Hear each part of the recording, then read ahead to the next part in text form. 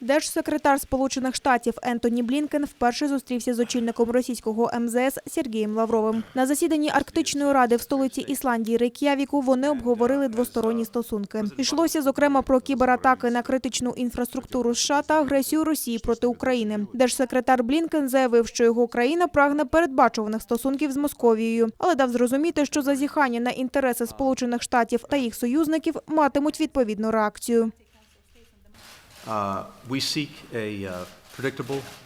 Ми прагнемо більш стабільних і передбачуваних відносин із Москвою. Це було б добре для всіх – для американців, росіян і для всього світу. Водночас ми дуже чітко заявили, що якщо Росія вирішить робити необачні або агресивні дії, спрямовані проти наших інтересів або інтересів наших союзників і партнерів, ми відповімо. Президент Байден вже говорив про це. Не тому, що шукаємо конфлікту або його ескалації, а тому, що це безпекові інтереси.